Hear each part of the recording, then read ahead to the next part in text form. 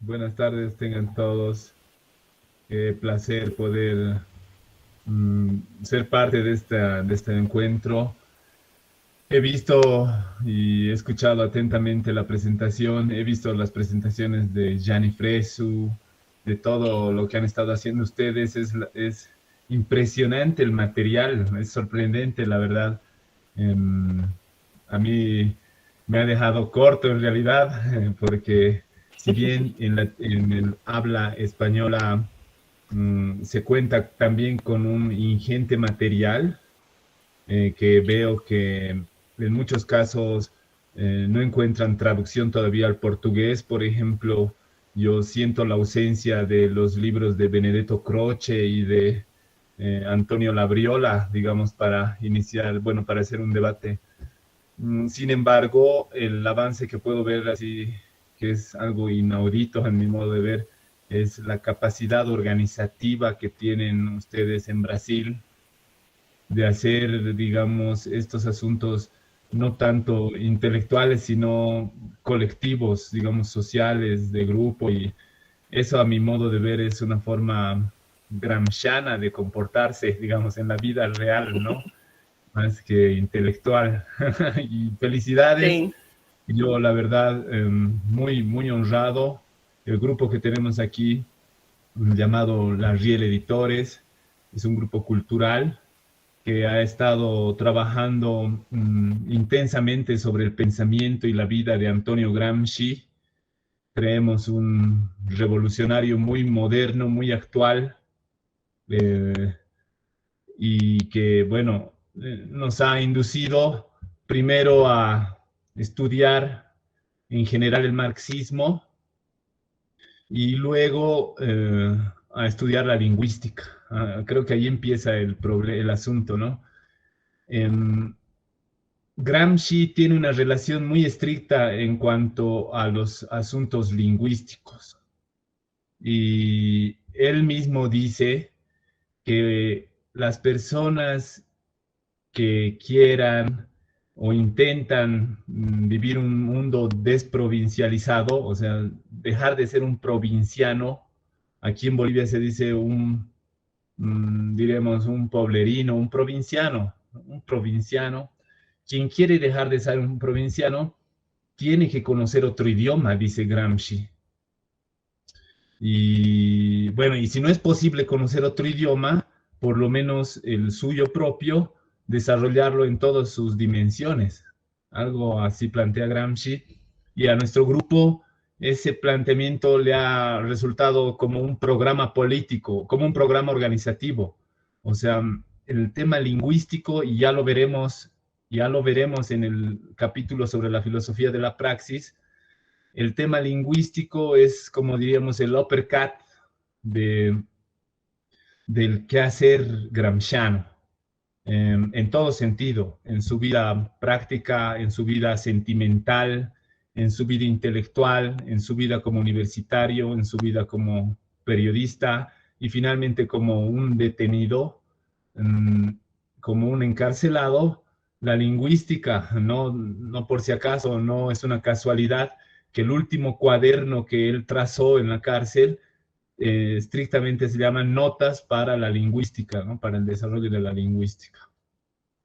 Entonces, la lingüística también nos une en esta misma reunión. Espero no ser un abusivo con mi forma de hablar en cuanto al alejamiento que yo también casualmente tengo con el portugués. Sin embargo, me comprometo a superarlo en los próximos meses. Yo voy a ser un seguidor suyo y en el futuro podremos hablar en forma mais direta.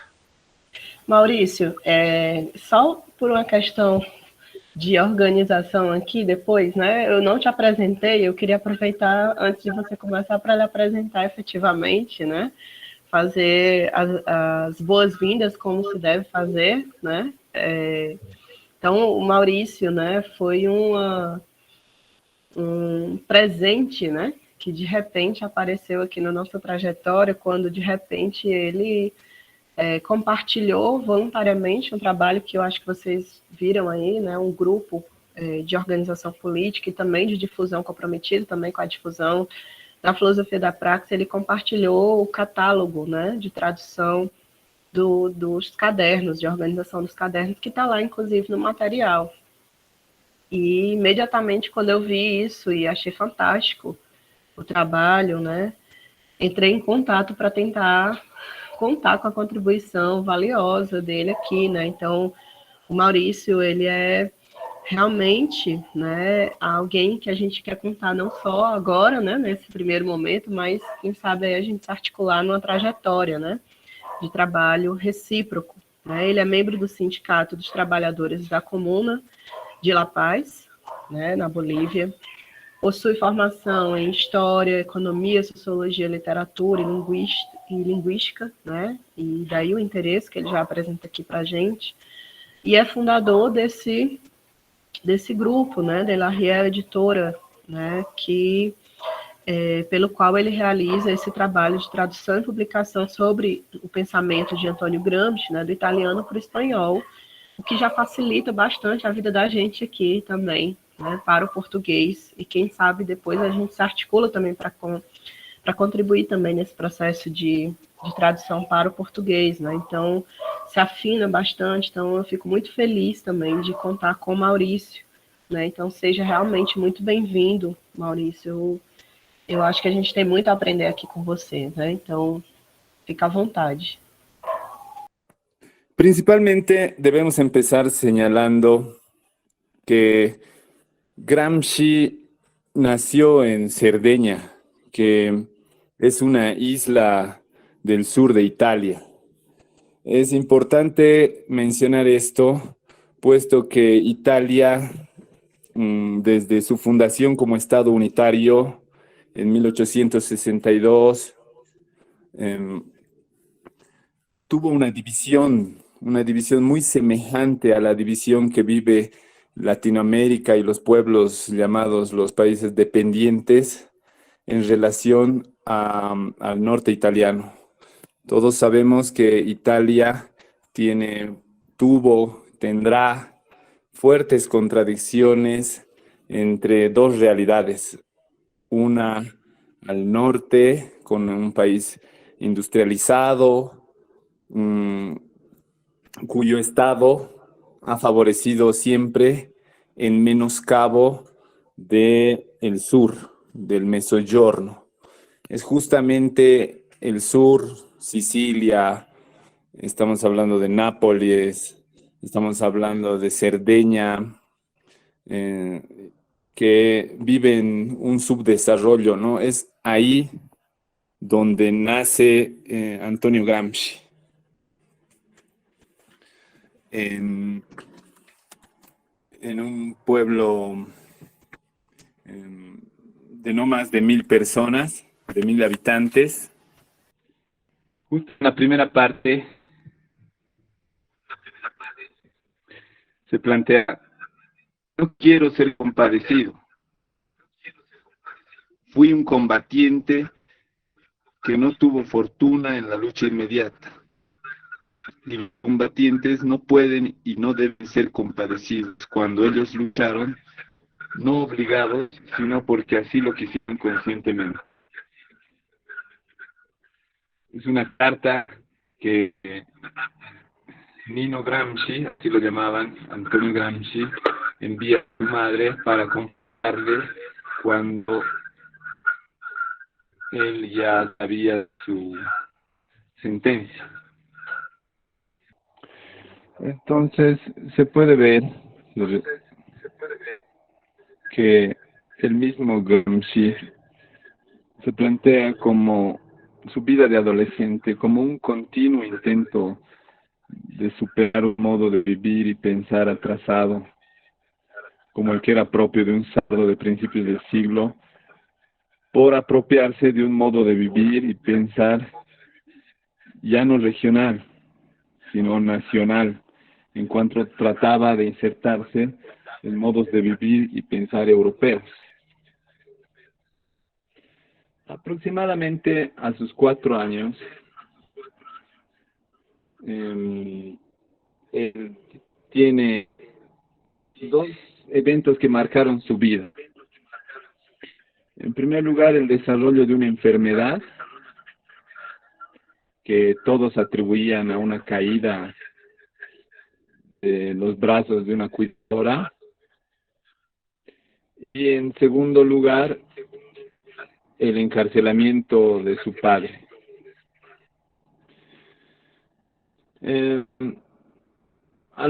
Ahí justamente tenemos la foto del niño de Antonio Gramsci. A sus 4 años empieza a desarrollar un mal de tuberculosis ósea en los huesos que no le permite crecer y consiguientemente lleva una joroba, ¿no? Y hace que su salud sea muy delicada. Por ejemplo, no entra al colegio sino hasta los 7 años. Parece que de ahí surge su voracidad en la autolectura, en el autoaprendizaje, en la disciplina, en la formación, en sus libros. Era un lector voraz desde muy pequeño. Ella y su hermana Teresina. Precisamente aquí tengo uno de los libros que compila la hija de Teresina Gramsci. Se llama Gramsci vivo en los testimonios de sus contemporáneos, de Mima Paulescu Quercioli, en la que se puede ver, por ejemplo, la relación que tenía el pequeño Gramsci con su padre. Todos los lectores, investigadores de Antonio Gramsci se habrían podido percatar que la relación con su padre Francesco no fue muy cercana. ¿Cómo se puede decir? Se tiene cartas a su madre, pero a su padre solamente con exigencias.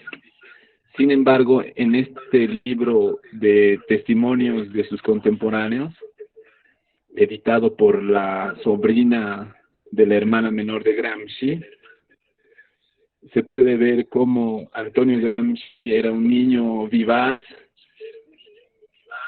que tenía una relación muy bonita con su padre. Son algunos datos que lamentablemente por los temas lingüísticos no los podemos contar todavía en nuestros idiomas, a pesar de que estos libros datan de finales del 80. Tenemos, por ejemplo, una parte que he transcrito con los compañeros donde explica claramente esto. Vean el reclamo que dice, ¿no? Un padre que verdaderamente piensa en sus hijos, que yo no he conocido, pero que ahora sé que existen hombres así, habría previsto hacer inmediatamente los documentos necesarios, porque es obvio que yo ignoraba todo y no podía saber esas cosas. Y los padres no son padres por nada, pero se sabe, tú eres el patrón, no el padre. Notas cartas durísimas contra su padre. Vuelvo a decir que el evento por el cual encarcelaron a Francesco Gramsci por 5 años dejó a toda la familia desamparada de sus ingresos, haciendo que todos, incluso Nino Gramsci a sus 11 años, empiece a trabajar por poco dinero. Su madre Pepina Marchas, que trabaje lavando ropa de las personas por poco dinero. Solamente cuando Francesco Gramsci sale de la cárcel, está en grado de poder pagar en colegios secundarios de Antonio, ¿no? Digo pagar porque significaba mandarlo a otra provincia, por ejemplo, a la capital de Cerdeña.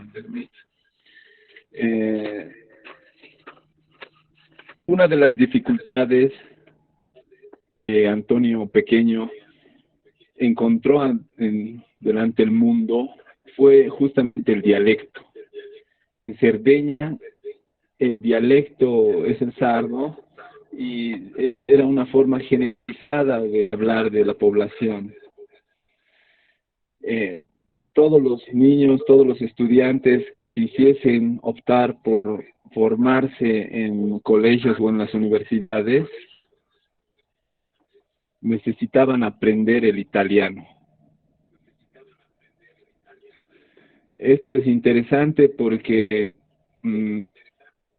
Gramsci, de no ser un italiano lingüísticamente hablando, termina siendo uno de los representantes más importantes del italianismo. Y también de los más agudos estudiosos de la lingüística en su relación con los dialectos. Pero no solo esto, porque la marca que Cerdeña le deja al niño Gramsci se puede ver, por ejemplo, en esta nota número 4 que está señalada aquí. Exactamente. En el que dice: el instinto de rebelión que desde niño estaba contra los ricos porque no podía ir a estudiar. Yo que tenía 10 en todas las materias en la escuela elemental, mientras iban el hijo del carnicero, del farmacista y del comerciante de telas. Ese es un primer encuentro con las injusticias de su tiempo. Naturalmente, los pobladores de Cerdeña demostraban un instinto de desconfianza ante el centralismo estatal hacia el norte, en favor del norte. La protección impositiva nacional en favor de la empresa del norte perjudicaba todo emprendimiento de los campesinos del sur y toda forma de desarrollo. Por ejemplo, para proteger la industria de los automóviles y del hierro del norte, rompieron, por ejemplo, mediante el Estado unitario, acuerdos de intercambio de productos con el sur, entre Italia y Francia, dejando en la quiebra a muchos emprendimientos del sur y de las islas. Lo que provocaba, obviamente, un movimiento incluso que llegaba al separatismo, que negaba la unidad italiana, incluso a través de levantamientos campesinos, como se conocieron el brigantaggio y otros fenómenos de rechazo a la unidad italiana. Mejor dicho, rechazo a este orden de dependencia que la Italia capitalista moderna estaba mostrando en sus inicios, dejando regiones íntegras en el atraso, de donde se servían para tener mano de obra barata hacia los lugares de las ciudades industrializadas. Un poco como pasa en nuestra Latinoamérica. En el caso brasilero, como el norte, después de la crisis del café, capitalistamente hablando, logra configurar su crecimiento en el sur italiano, ¿no? Con la hegemonía del sur, del capitalismo del sur, dejando al norte empobrecido a poblaciones totalmente languidecidas. Sucede lo mismo con la dependencia latinoamericana. Entonces, desde temprano Gramsci destaca como un estudioso ávido, ¿no? Y atento a los problemas sociales de su tiempo. Gaetano Salvemini, que era un miembro del Partido Socialista Italiano, era un propagador de poner atención a los asuntos del campo, del movimiento campesino. Gramsci fue un seguidor de Gaetano Salvemini, justo por este asunto, ¿no? Recordar que Salvemini salió del Partido Socialista Italiano, ¿no? También fue un lector ávido y seguidor de las revistas, que a la cabeza incluso del mismo Salvemini, cuyo nombre de su revista era L'Unità. Estamos hablando de otros autores como Benedetto Croce con su revista La Crítica, y también Presolini, Giovanni Papini, que eran los maestros de la propaganda política moderna. Quien quiera estudiar el desarrollo moderno de la política y la influencia de masas, no podría dejar de considerar esta etapa tan rica en expresiones del quehacer político, que culminan con el gran Piero Gobetti, amigo de juventud de Antonio Gramsci. Bueno, a través de un concurso, él logra ingresar a la Universidad del Norte. Un sardo de inicios del 900, yendo a estudiar al continente, como le llamaban, al norte italiano. La ciudad de Turín, que a la capital es la capital piamontesa, tenía una de las mejores universidades, que vivía en ese tiempo la pulsación europea de la intelectualidad. Un concurso promovido por el Reino de Italia para su universidad permite que estudiantes del sur con condiciones económicas bajas puedan ingresar con una beca a la universidad. Entre los que ganan está Antonio Gramsci y también Palmiro Togliatti. Antonio Gramsci ingresa a la Facultad de Letras y Lingüística, y Palmiro Togliatti a la Facultad de Derecho. Se forma por lo menos hasta tercer año de lingüística. Conoce a docentes como Umberto Cosmo, Arturo Farinelli, Rodolfo Mondolfo, Zino Zini, Aníbal Pastore. Estudia con el profesor Matteo Bartoli. Tiene una formación, ingresa al mundo de la ciencia positiva. Quiere decir, la ciencia en ebullición que se vivía en ese mundo industrial turinés, de la Fiat, de los sindicatos, de los grandes movimientos de masas, un mundo muy distinto a su natal Cerdeña.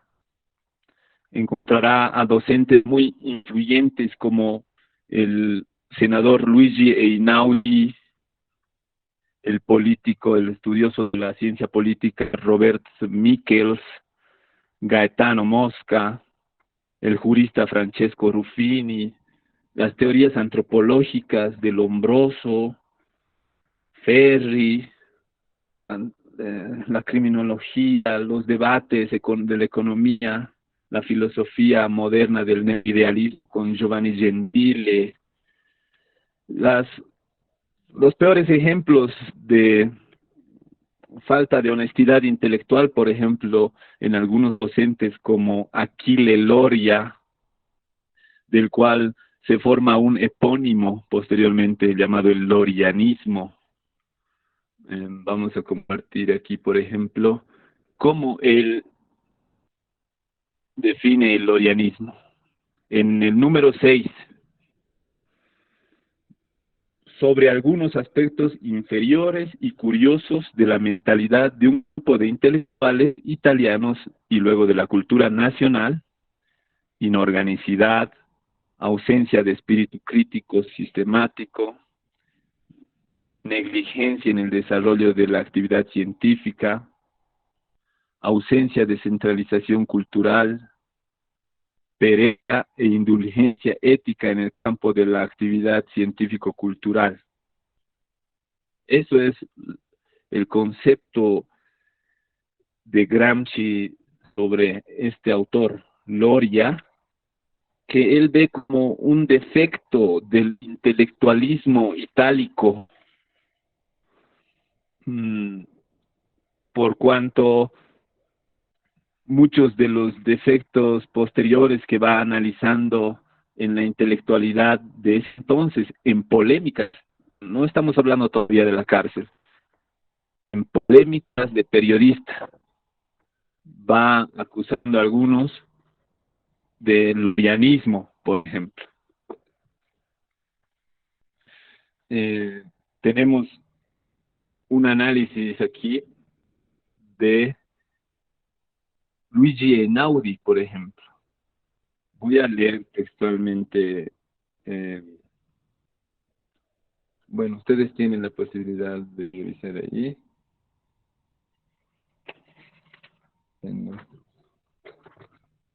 Bueno.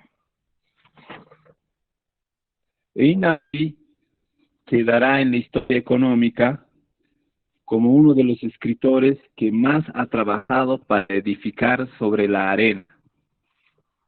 Serio como un niño que se interesa por el juego. Ha tejido una infinita tela de Penélope que la cruel realidad cotidianamente ha deshecho. Constante e impertérrito, continuó siempre distendiendo sus artículos sobrios y pacientes, ensayos para explicar, para iluminar, para incitar a la clase dirigente italiana, los capitalistas italianos, industriales y agrarios, a perseguir sus verdaderos intereses. Milagro extraño y que nos deja estupefactos. Los capitalistas no quieren saber nada de verdaderos intereses. Continuarán por su atajo pegajoso y lleno de espinas, en vez de firmemente mantenerse en el carril, maestro de la libertad comercial totalmente aplicada, y los escritos de Einaudi sobre el tema se convierten en un eterno llanto, un lamento sometido que desgarra las vísceras. Ah, si hubiesen hecho esto, ah, si el Parlamento, ah, si los industriales, ah, si los obreros, ah, si los campesinos, ah, si la escuela, si los periódicos, si los jóvenes. Desde hace 20 años es la misma elegía que resuena de los Alpes al Lilibeo, y los hombres no han cambiado, y la vida económica no ha movido su haz más que imperceptiblemente, y la corrupción, el engaño, la ilusión demagógica, el chantaje, el embrollo parlamentario y el anquilosamiento burocrático permanecen como las ideas supremas de la actividad nacional. Es un texto de Antonio Gramsci que plantea justamente cómo el mismo liberalismo en la época de la crisis del 29 hacia adelante, el mismo liberalismo desde el 1875 para adelante, si somos seguidores de Eric Hobsbawm, cuando se convierte en imperialismo, el liberalismo se vuelve una utopía, la libre competición, esto que los teóricos del liberalismo y podríamos decir del neoliberalismo que se encargan de decir de la libre empresa, etcétera, etcétera, sobre las ventajas. Finalmente, en la época que se vive, no es otra cosa que una utopía, según como analizaba el mismo Gramsci, fustigando a los docentes de la Universidad de Turín. Lamentablemente, él no pudo titularse por sus condiciones económicas y por la actividad política que se empezó a vivir a partir de 1914 con el inicio de la Primera Guerra Mundial y de los movimientos sociales generalizados. Muestra de esta actividad de masas fue precisamente la participación del joven Benito Mussolini, que era director del periódico principal del Partido Socialista Italiano, en julio del 1914, él publica un artículo que se llama De la neutralidad absoluta a la neutralidad activa y operante, planteando el ingreso del Estado italiano al lado del Entente dentro de la guerra, ¿no? Se sabe que Italia estaba declarando por el influjo del movimiento del Partido Socialista Italiano una neutralidad como Estado. El Partido Socialista Italiano tenía también como principios la neutralidad absoluta ante la guerra. A Antonio Gramsci le parece esta postura equivocada porque una vez que estalla la guerra, ya no se puede ser neutral. Publica también un artículo que le cuesta un poco el aislamiento político, apoyando en uno de los jornales del trabajo que se llama Il Grido del Popolo, un artículo llamado Neutralidad activa y operante, en el que apoya las posturas mussolinianas, pero no en el sentido chauvinista de participar en la guerra, sino de fustigar a los que plantean el neutralismo absoluto como un pretexto para no hacer nada. O sea, decía, ustedes no quieren jugar, pero le dejan jugar a los otros y le dejan que gane. Ese es el neutralismo absoluto que quiere romper Gramsci. Quiere ser del movimiento proletario, del movimiento socialista, un movimiento independiente de su Estado. Un movimiento que conecte sus intereses con lo que estaba sucediendo en Europa en ese momento, hasta la toma del poder por parte de los bolcheviques en Rusia. Bueno, sabe, entra en guerra y las condiciones políticas se vuelven totalmente frenéticas, por cuanto el mismo Antonio Gramsci no podrá titularse más. Sin embargo, queda en él esta formación filológica, este estudio en la ciencia empírica, este desarrollo de datos, confirmación de hechos, profundización teórica disciplinada, un seguidor de las obras francesas como de Romain Rolland, Henry Barbusse, puede ser el mismo George Sorel, el lector incansable de Benedetto Croce, como decíamos, y rápidamente motivos por, por el hecho de que su salud no le permitía participar en el frente como sus demás compañeros en la guerra, en la leva, empezó a tener eh,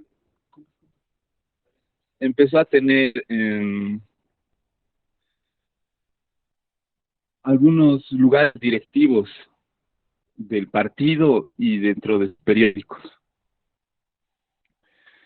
Se puede revisar en todo lo que ha producido en el Avanti, que era el periódico turinés del Partido Socialista, Il Grido del Popolo, y el asumir de temas específicos, el asumir de la lucha contra la guerra, la lucha consecuente contra la guerra, porque no existieron intelectuales, a pesar de sus declaraciones fervientes contra la guerra, que sean consecuentes y que una vez estallada la guerra, mantengan esa postura de ir contra esta matanza injustificada. En cambio, Antonio Gramsci, desde las páginas de sus periódicos, quedó leal a la idea primigenia. Uno de los puntos de ataque desde sus periódicos en esos momentos ácidos fue la jerarquía del Vaticano, por ejemplo, ¿no? En una polémica, ¿qué piensa Gramsci de la religión? ¿Qué piensa? Él separa claramente lo que es la masa seguidora de la religión de lo que viene a ser la jerarquía católica del Vaticano.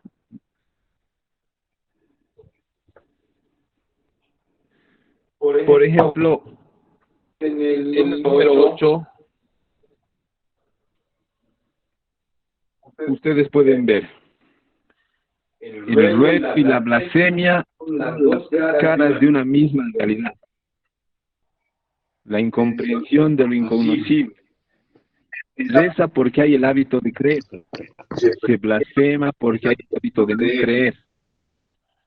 La maldición es un homenaje a la divinidad. Es una forma polémica. Es un hábito polémico. Quiero decir que Gramsci, si bien es un ateo, o sea, no cree en la divinidad del credo religioso.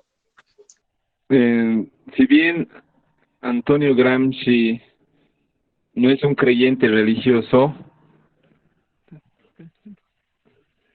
él principalmente es un crítico de la jerarquía religiosa como tal, ¿no? Porque en sus artículos se puede ver un respeto a algunos grandes luchadores sociales como Giuseppe Ottolenghi,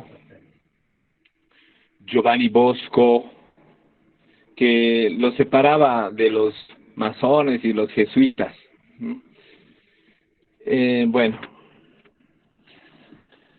principalmente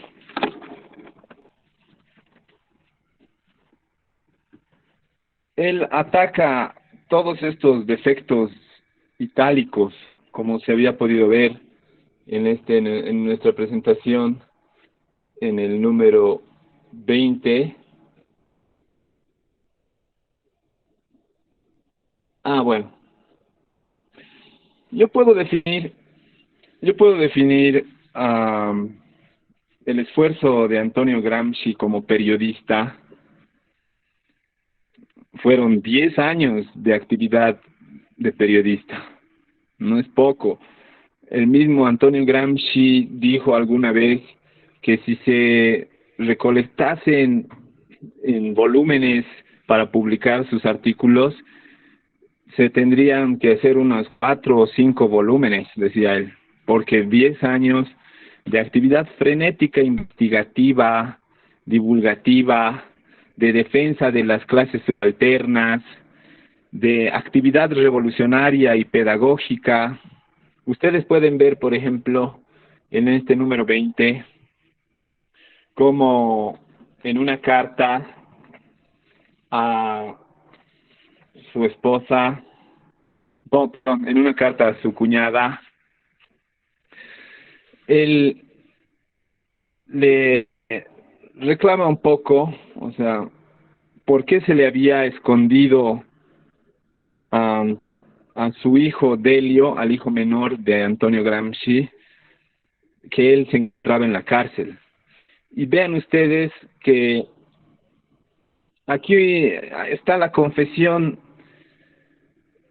de cómo Gramsci pensaba sobre la franqueza, sobre la lealtad, sobre la sinceridad, y cómo despreciaba a él la mentira, la falta de escrúpulo en cuanto a lo correcto y a la verdad de los datos, de los hechos. Dice: no puedo entender por qué le fue escondido a Delio que estoy en prisión, sin darse cuenta precisamente que habría podido enterarse indirectamente, es decir, de la peor manera para un niño que comienza a dudar de la veracidad de sus educadores y comienza a pensar por su cuenta y a hacer su vida. Al menos eso me sucedía cuando era un niño. Lo recuerdo perfectamente. Por eso se necesitaría convencer a Julia, o sea, su esposa, que no es ni justo ni útil, en último análisis, esconder a los niños que estoy en la cárcel. Es posible que la primera noticia determine en ellos una reacción desagradable.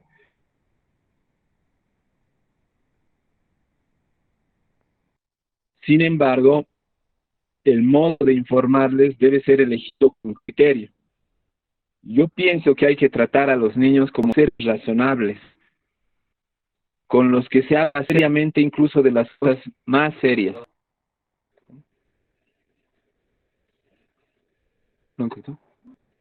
Esto deja en ellos una impresión muy profunda. Refuerza el carácter, pero especialmente evita que la formación del niño se deje a la casualidad de las impresiones del ambiente y a la mecánica de los encuentros fortuitos. Precisamente, es extraño que los grandes olviden haber sido niños y no tengan en cuenta su propia experiencia. Yo, por mi parte, recuerdo cómo me ofendía y me inducía a encerrarme en mí mismo, descubierta del subterfugio usado para también esconderme las cosas que podrían lastimarme. Y aquí viene lo importante. Me volví a los 10 años un verdadero tormento para mi madre, fanatizado de tal forma por la franqueza y la verdad en las relaciones personales, que hice escenas y provoqué escándalos. Eso precisamente era lo que motivaba la actividad del Gramsci periodista durante 11 años aproximadamente. Desde el periodismo, Gramsci logra desarrollar un concepto de historia. En el número 9 ustedes pueden ver: el hombre es sobre todo espíritu, es decir, creación histórica y no naturaleza. No se explicaría de otra forma el por qué, habiendo existido siempre explotados y explotadores, creadores de riqueza y consumidores egoístas de la misma, no se haya realizado todavía el socialismo. toda revolución fue precedida de un intenso trabajo de crítica y penetración cultural. Entonces, ahí se puede ver un poco el perfil que tiene nuestro autor, un revolucionario comprometido cuya actividad le costó la cárcel, cuya actividad lo llevó prácticamente a morir en la cárcel, porque como él mismo se definía, un combatiente que no tuvo fortuna en la lucha práctica. La gran cantidad de sus conceptos desarrollados en el encierro brotan de su lucha política, que yo he intentado explicar, obviamente, en una forma muy breve, una actividad frenética como intelectual, en el cual él trataba de ponerse con su partido a la cabeza de la liberación de los estratos subalternos. Esto es, de los campesinos, de los proletarios y de todos aquellos estratos que incluso no pueden clasificarse dentro de la sociología, pero que viven pulsantemente las injusticias y sueñan también en una forma ferviente con cambiar su realidad. Esa es la única forma de la cual van a poder valerse. Organización, instruirse, agitarse, como rezaba el periódico L'Ordine Nuovo de Gramsci y sus compañeros, desde el 1 de mayo de 1919 intentan instaurar una traducción al estilo de los soviets en Italia, con los consejos de fábrica, aplastados por la reacción del fascismo y llevados al confín de la historia para que los mismos subalternos no puedan valerse de esta etapa tan brillante de la lucha social europea, cuyos capítulos actuales dentro del 2021 y hacia adelante se siguen escribiendo y seguramente encontrarán resultados en la discontinuidad, pero también en la continuidad del trabajo revolucionario que hicieron personas como Gramsci antes de estar detenido y obviamente mucho después. Yo quisiera dejar ahí esta primera parte introductoria para que se pueda interactuar con los demás compañeros. Então, eu queria agradecer aqui a exposição do Maurício, né, que traz aí elementos para a gente pensar a trajetória, né, teórico-prática, política do Gramsci, né, por onde ele transita, tanto do ponto de vista, né, das suas origens, né, das suas raízes na Sardenha, que fica ao sul da Itália. Não sei se tem, acredito que todo mundo aqui já conhece um pouco da trajetória do Gramsci, né, pelo que eu andei olhando na lista de escritos, né, que o Gramsci ele vai transitando e vai ampliando, como diz o Edmundo Fernandes, né, no outro Gramsci, ele vai transitando, né, desde a sua saída da Sardenha, quando ele vai cursar Lettere, né, o curso de Letras e Filosofia em Turim, e ali ele se encontra com o movimento operário, vai expandir a sua concepção de mundo e percebendo que a luta de classes é muito mais ampla, né, e depois a sua trajetória, o seu encontro com a perspectiva realmente revolucionária e cotidiana, né, quando ele vai a Moscou em 1922, quando ele conhece a Julia Schust, com quem ele tem os 2 filhos, né, Délio e Giuliano,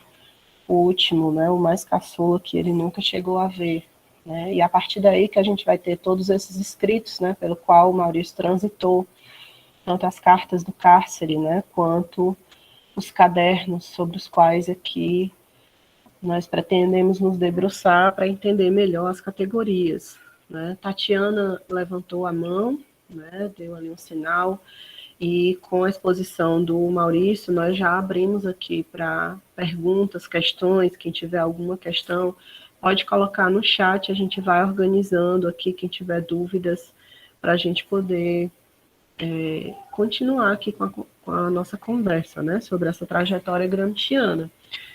E eu tenho um escrito do Domênico Losurdo, né, que vai falar, não me lembro, não me recordo agora diretamente, especificamente o título, mas ele vai falar um pouco sobre essa trajetória do Gramsci, né, sobre dessa guinada do que ele chama de liberalismo ao comunismo revolucionário, né.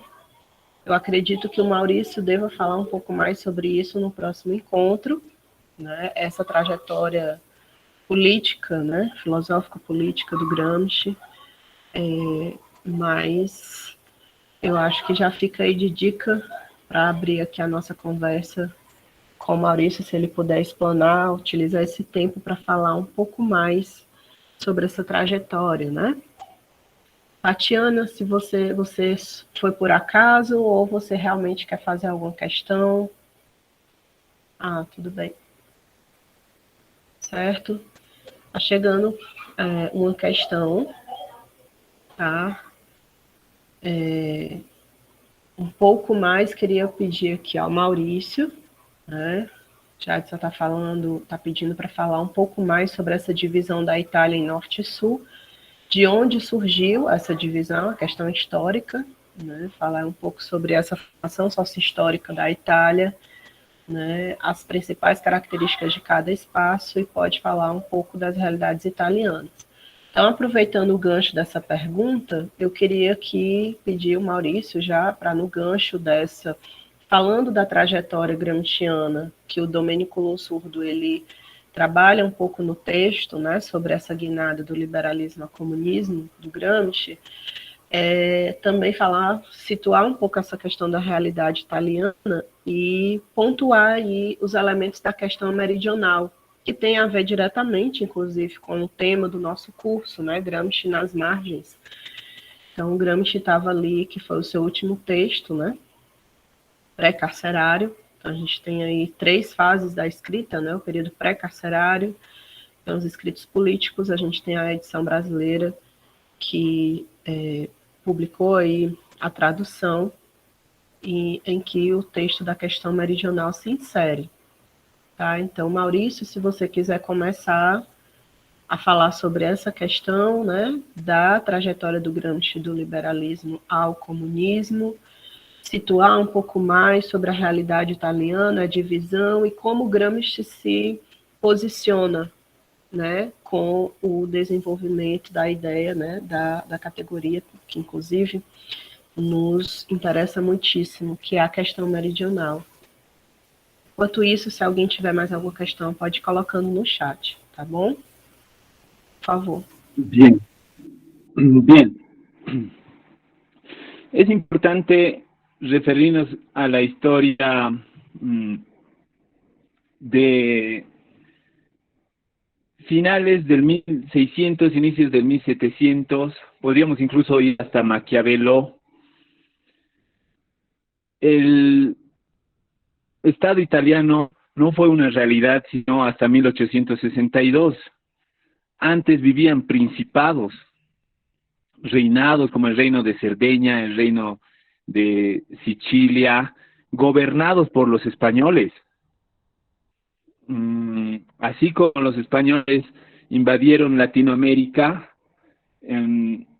también conquistaron en las mismas fechas el sur de Italia, el reino de Cerdeña y de Nápoles. Ustedes saben un poco como Mariátegui planteaba de que esa habría sido la mala suerte de estos países, que un país con relaciones feudales conquiste a los estados, habría tenido un resultado específico. También está la interpretación del famoso sociólogo Max Weber, que plantea de que la reforma religiosa de los países del norte, esta reforma calvinista, habría propiciado el desarrollo capitalista de los países del sur, anglosajones, y dejando en un atraso a los países del sur, ¿no? aproximadamente esta configuración mundial norte-sur tiene que ver con los inicios del capitalismo.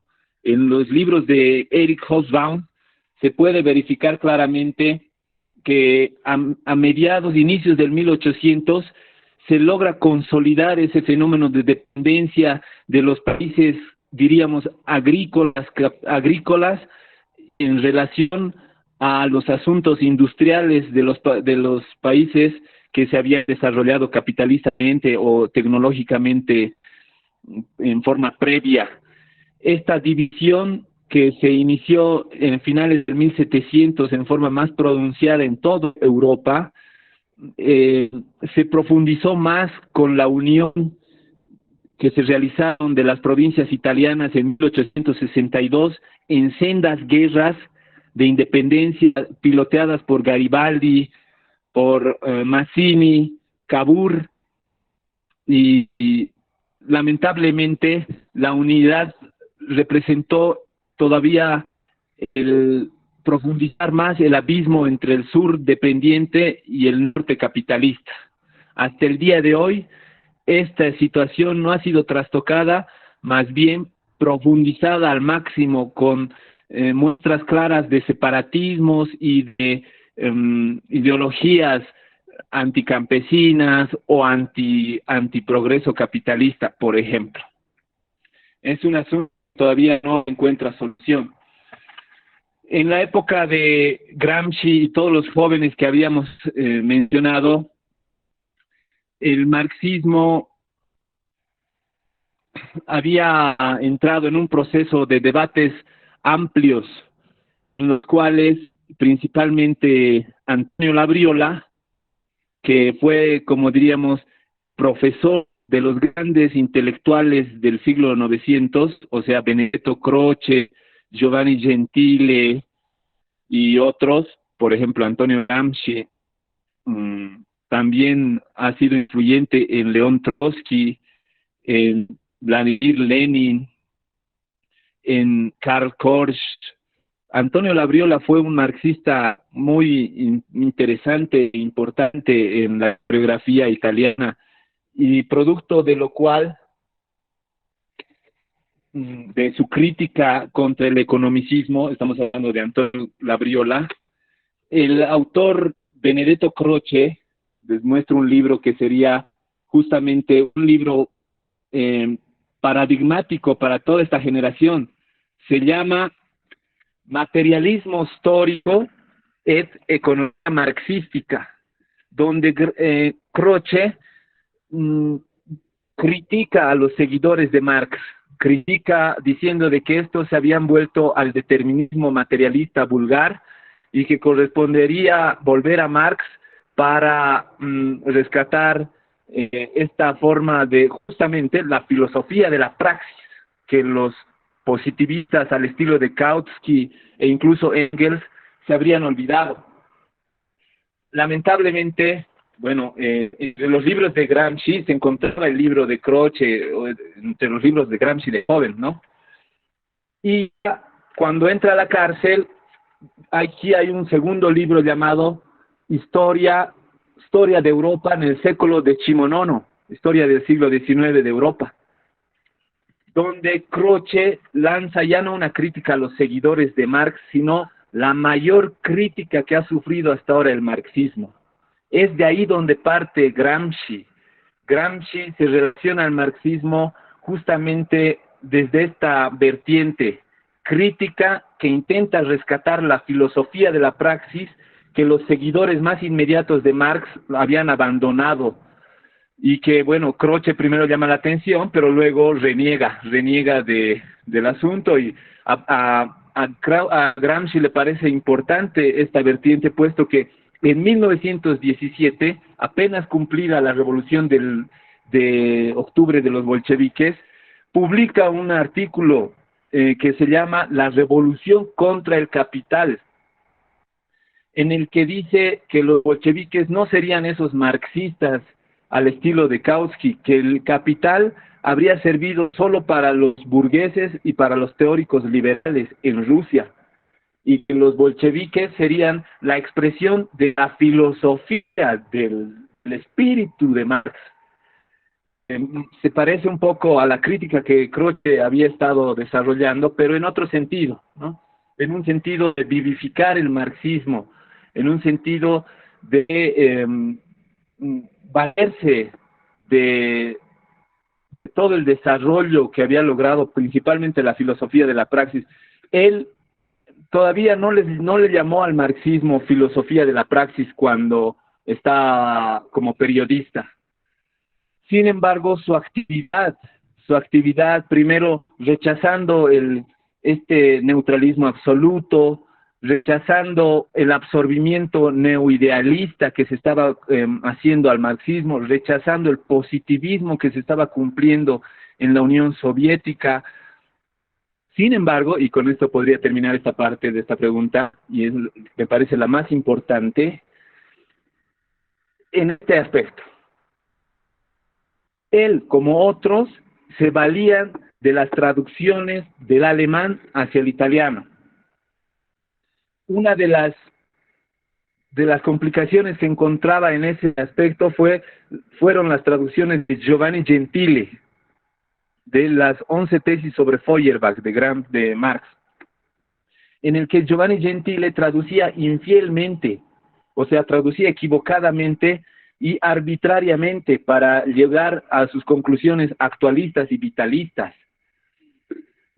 Tuvo Gramsci que estudiar el alemán, tuvo que traducir él las tesis de Feuerbach para darse cuenta que toda la historiografía, como Rodolfo Mondolfo y otros que debatían sobre las traducciones de Gentile, estaban totalmente amañados y equivocados.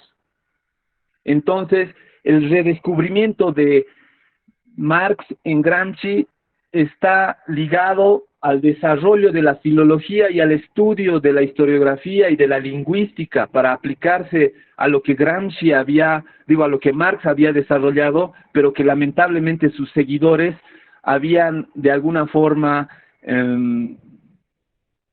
habrían no sido leales en su desarrollo. Entonces, es importante esta etapa del Gramsci traductor de las obras de Marx, que justamente se inicia en los primeros momentos de la detención que él tiene en la cárcel, que le permite en los cuadernos de la cárcel desarrollar una visión alternativa a estos dos asuntos, a la ideología, al neoidealismo de Sorel, de Croce, de Bergson, y también al materialismo vulgar de Bukharin y lamentablemente de los libros que emitía la Academia de Ciencias de la URSS.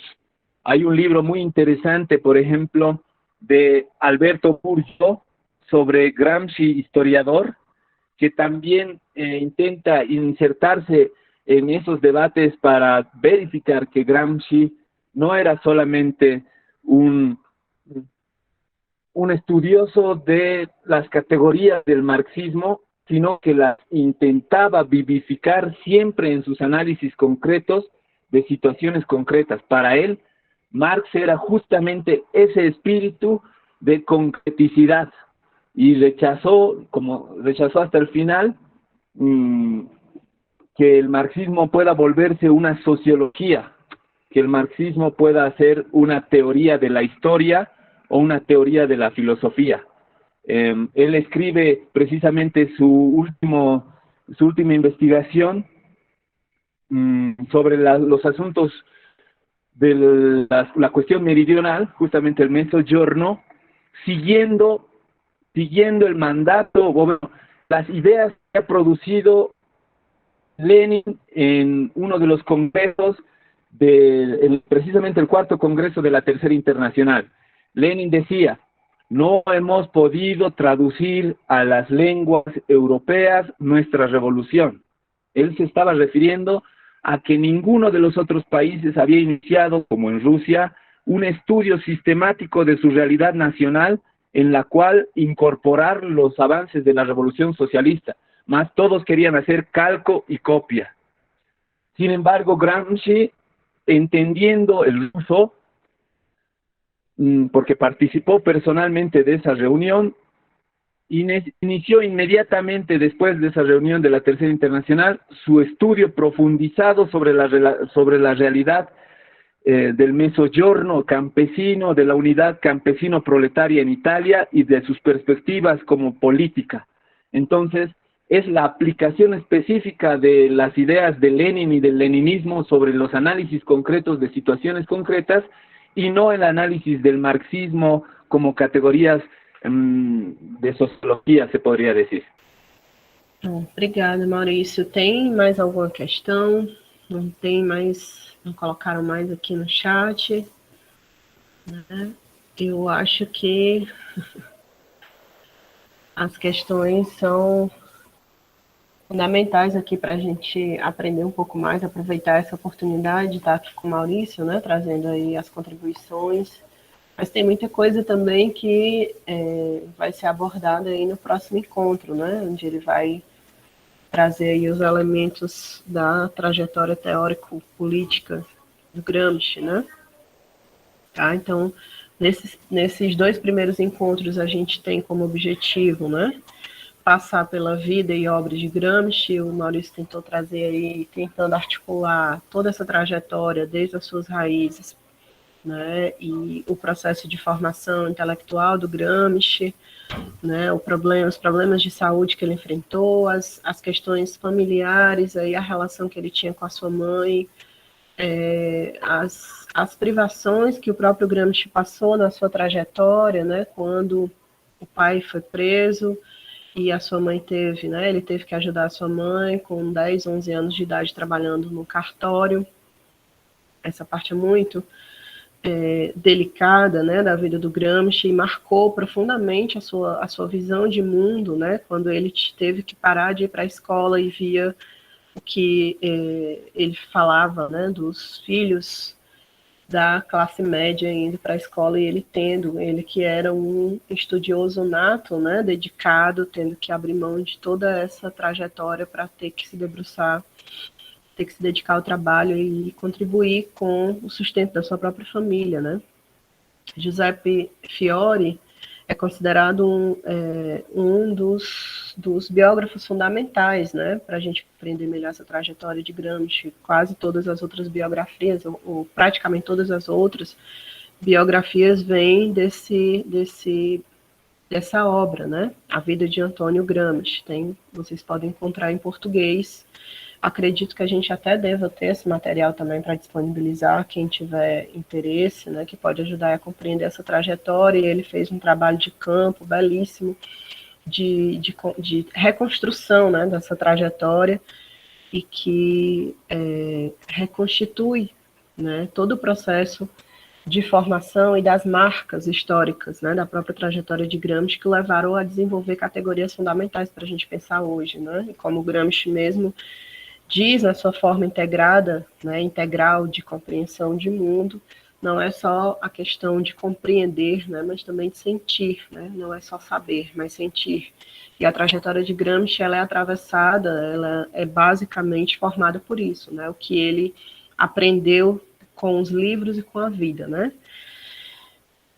Eu acredito que não tenha mais questões aqui, a gente não recebeu mais questões aqui, Maurício. Eu queria aproveitar, então, para passar para você está me ouvindo? Para você poder fazer suas considerações finais, né, pedir para que você acrescente algum ponto que talvez você ache que seja importante, né, nesse processo aqui de reconstrução, né, de exposição aqui da trajetória do Gramsci. Tudo bem? Bien. Principalmente, la primera conclusión, o la conclusión, es que Gramsci fue un luchador activo, un militante por la verdad, o sea, dentro de su actividad como periodista, como ustedes han podido ver, desde niño era un fanático de la franqueza. Si la verdad es molesta, aún así la asumía. Él ha estado ligado con los sectores populares o incluso los más sometidos en esta sociedad. Por ejemplo, en una época tan machista del 1900 de su época, cuando visitaba las casas de los amigos militantes, veían que las esposas de estos no participaban en las reuniones del partido y siempre estaban en la cocina, lavando, atendiendo a los niños, etcétera.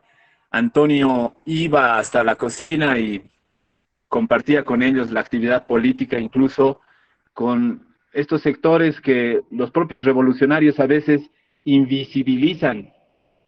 Es un asunto importante, puesto que la sensibilidad, tal vez por las enfermedades o las limitaciones que él tenía, de un revolucionario al estilo del Che Guevara, digamos, un revolucionario sensible, un revolucionario que siempre dice que la dictadura proletaria no tiene por qué descuidar la gracia y el arte y la cultura.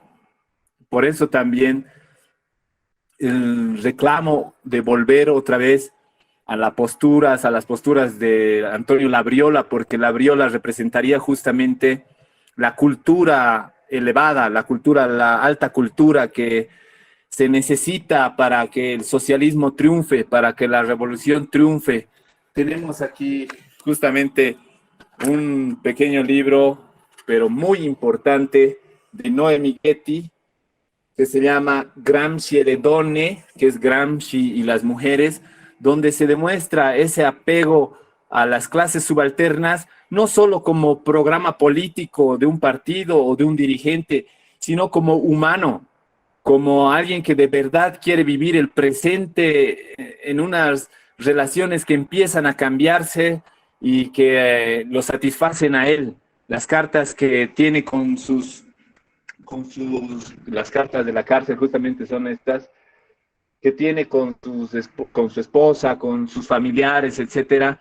Es una escuela donde él trata de llevar a cabo acción pedagógica y revolucionaria y comunista. La vida de Antonio Gramsci es la vida de alguien que es consecuente con la filosofía de la praxis, con la filosofía de la acción, con la transformación de esta sociedad. Esa es la conclusión que a nosotros desde Bolivia nos viene siempre que hablamos de este genial revolucionario como es Antonio Gramsci, que bueno, como todo hombre genial, como todo clásico, se presta también para múltiples usos, ¿no? Del cual siempre hay que estar atentos con su propia dosis de filología y con su propia dosis de su propia crítica, una autocrítica permanente ante él, ¿no? Leyendo sus escritos no como una guía de ninguna índole, sino como la pulsación y la construcción de un intelectual revolucionario que muestra ante todos, principalmente ante las clases subalternas, cómo debe vivir un intelectual que de verdad piensa en el cambio revolucionario de la sociedad actual. Muchas gracias a todos. Nós que agradecemos, Maurício, muito bom, né, ter aqui a sua contribuição, a sua participação conosco, de trazer aí os fundamentos dos seus estudos, né, de muitos elementos que você vem desenvolvendo aí com o grupo que você participa, né, e coloca aí em movimento para difundir aí os fundamentos da filosofia da praxis, o pensamento de Gramsci, tão atual e tão necessário para a gente pensar a realidade cotidiana, né, das contradições a partir das classes e dos grupos subalternos, né, que inclusive é uma das categorias que nós vamos passar por aqui para estudar nos próximos encontros aí com os outros professores, né, com a Danila, né. Então nós estamos começando aqui hoje, né, esse conjunto de estudos aqui com o Maurício, que continua na próxima semana, né, no próximo encontro, e a partir daí nós vamos passar pelas bases ontológicas da filosofia da praxis. Vou tentar trazer aqui alguns elementos para vocês do que conseguimos avançar, né? Classes e grupos subalternos, né? Estado e sociedade civil, Cesarismo e Bonapartismo e os Intelectuais da Organização da Cultura, né, com a contribuição da Danila, do professor Oliver, do professor Lúcio Oliver, da UNAM, Fábio Gentili, da UFC, e o Giovanni Cimeraro, da Federal Fluminense. Então, espero que todos continuem aqui nessa trajetória com a gente. Quem não está acompanhando hoje, mas que possa estar presente aqui para a gente ir nessa construção do conhecimento aqui de forma coletiva, né? Esse é só o primeiro momento de muitos estudos que a gente ainda quer dar continuidade a partir das categorias gramscianas, né? A partir dos fundamentos do pensamento de Gramsci, tá? Então, obrigada mais uma vez, Maurício. Obrigada a todas e todos que ficaram aqui com a gente até esse momento. E sigamos, né? Como diz o Gramsci, avante, instruindo, agitando e organizando. Tá? Obrigada, boa noite, até mais. Tchau.